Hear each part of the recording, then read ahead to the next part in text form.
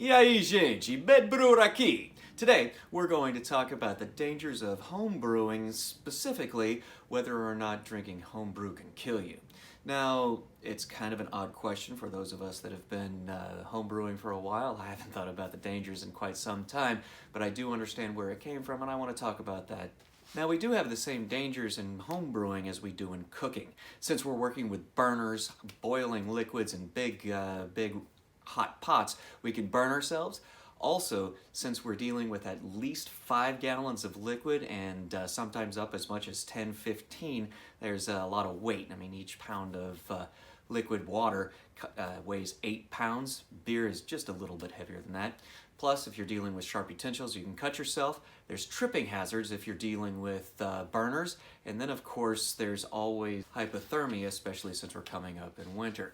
Now, what happens is alcohol increases the blood flow to the skin, so you end up losing a lot more temperature. It feels like you're getting warmer, but the reality is that you're losing a lot of heat. But if you happen to be watching The Simpsons in 1990, you would have seen an episode where Bart goes to France, and one of the vineyards that he ends up visiting uses antifreeze in their wines. Now, this never happened in France, but it is referencing a real scandal in 1985.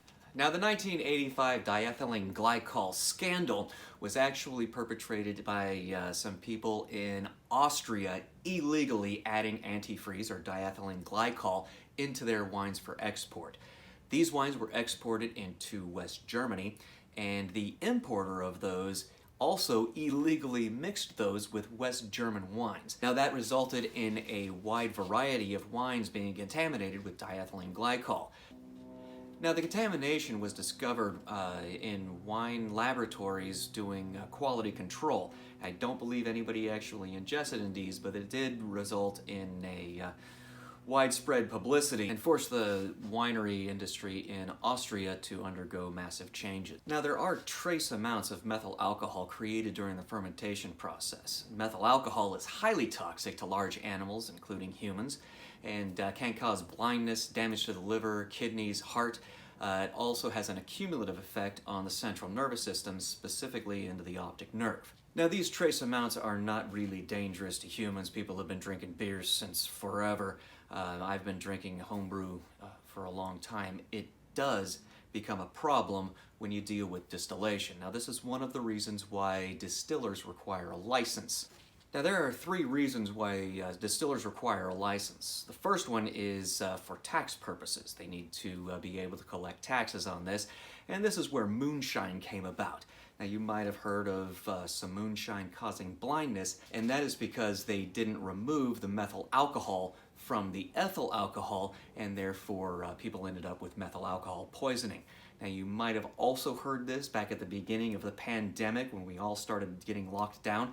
There were some batches of hand sanitizer with methyl alcohol contamination. It's a problem in hand sanitizer because methyl alcohol absorbs through the skin. You can end up with problems.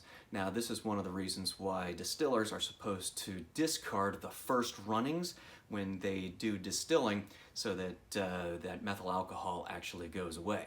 The third reason is also public safety related. So you're dealing with ethyl alcohol in vapor form and open flames. These 2 things together can cause explosives. Now, one of the key ingredients to clean up the ethyl alcohol after you're finished with it is powdered carbon. Powdered carbon is black powder, and it is also highly flammable and explosive. Now, if you use cold to distill your alcohol, then you're creating something like Applejack, and you can't actually get rid of the methyl alcohol using cold. The temperature is way too low for your freezer to actually reach, so you'll never get it to solid form. The only way to get rid of it is through heat distillation.